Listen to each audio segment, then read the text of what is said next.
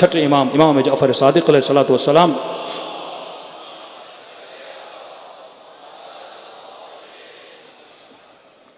امام کے پاس، امام کا صحابی ابو بصیر، اس کا ایک دوست تھا جو حکومت کے دربار کے اندر کام بھی کرتا تھا، اپنے وقت کا شرابی، زانی، فسق و فجور میں گھروں کے اندر کنیزوں کو نچوائے، میوزک، مکس گیدرنگ، ہر بیماری اس کے اندر تھی۔ ابو بصیر سے روز سمجھاتے تھے گناہ چھوڑ دے، دنیا گزرنے والی چیز ہے۔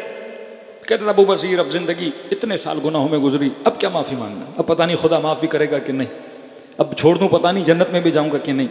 ہاں کیوں بارہا کہ اگر تیرے گناہ درخت کے پتوں سے زیادہ ہوں، ریت کے ذروں سے زیادہ ہوں، بس خلوص ہونا چاہیے، خدا ایک لمحے میں ہر کو بخش دیتا ہے، تو آپ کو کیا نہیں بخش سکتا۔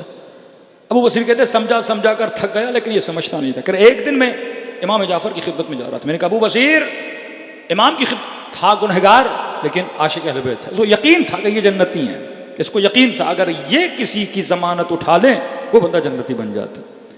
کہاں جا رہے ہو کہ امام جعفر صادق خدمت میں؟ کہ دیکھو اگر تمہارا مولا مجھے کوئی راہ دکھا دے تو میں شاید چھوڑ دوں۔ کہا ٹھیک ہے، میں تو یہی چاہتا ہوں کہ آپ نیک بن جاؤ۔ کہتے چھٹے امام کی خدمت میں گیا، عرض کی مولا میرا دوست ہے، دل کا اچھا ہے، لیکن گناہوں میں پڑا ہوا ہے، آلودہ ہے، بری دوستیوں پڑا ہوا ہے، برے ماحول میں ہے، رزق حرام کے اندر پڑا ہوا ہے، فسق و فجور میں۔ ساری باتیں امام نے سن۔ ہم سے کیا چاہتے ہو؟ کہ مولا کہہ رہا اگر تمہارا مولا مجھے کوئی راہ دکھائے میں سب کو چھوڑنے کے لیے تیار ہوں۔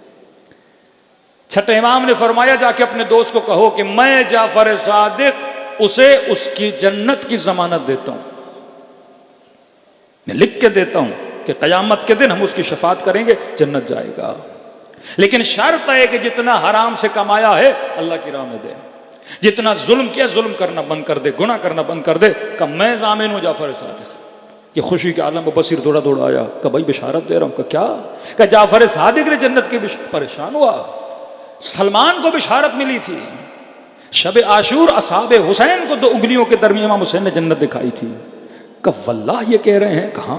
مولا کہہ رہے ہیں کہ میں ضمانت دیتا ہوں، ہم تجھے گارنٹی دیتے ہیں، کوئی عام عالم نہیں، فرزند اہل بیت ضمانت دے رہے ہیں، سمجھ گیا جنت پکی ہے۔ کہ سودا گھاٹے کا سودا نہیں ہے، شرط کیا ہے؟ کہ شرط یہ جتنا حرام کا کمایا ہے اللہ کی راہ میں دے دو۔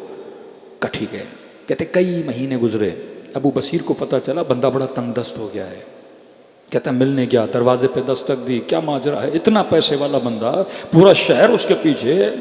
کہ دروازے پہ دستک دی، اس نے دروازہ کھولا، وہ سینے کہ اندر آنے دے، کہ وہ اندر نہیں آنے دے سکتا۔ کہ کیوں؟ کہ میرے بدن پہ لباس نہیں ہے۔ کہ کیا مطلب؟